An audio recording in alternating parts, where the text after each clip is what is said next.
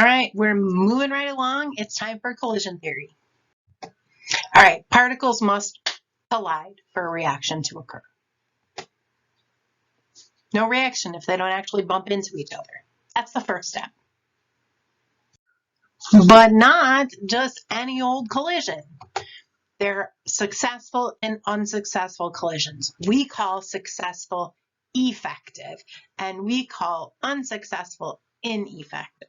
So what does that mean? Well, an ineffective collision means no reaction occurs. So yes, the particles bonked, they hit, they collided, but something was wrong and there was no reaction. Whereas an effective collision, particles collide and bam, reaction. Something was right. So what? What was it?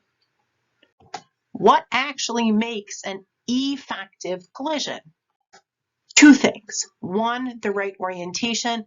Two, the right energy. And for anyone who's ever built with Legos, this should make sense. Okay. First, the particles must collide with the right orientation. So imagine I'm trying to make a tower with these Legos. Okay. I have to line them up right. Okay. So if I put them like this, oops, no reaction. If I put them like this, oops, no reaction. Okay.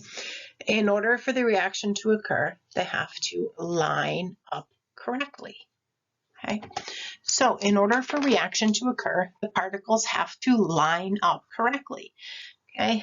Not like this. Not like this. Okay. If the particles do not line up correctly, there will be no reaction.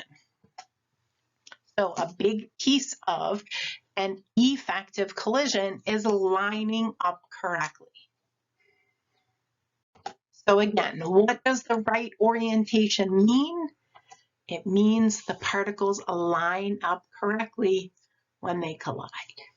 But that is not all an effective collision needs. That's part one.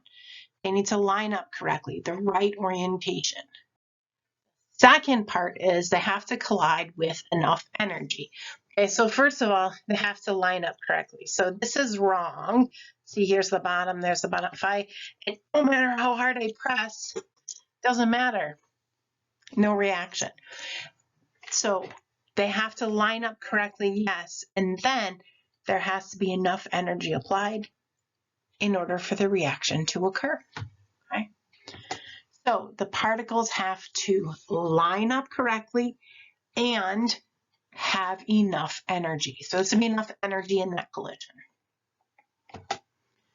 So part one, line up correctly.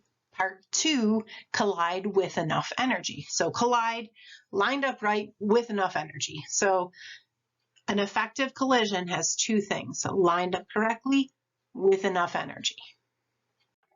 Well, how much energy is enough energy? Well, it has to be greater than or equal to the activation energy. In terms of a Lego, hard enough that they're going to stick together. Okay. In terms of a reaction, if we look at this graph, here's where I'm starting, this amount of energy.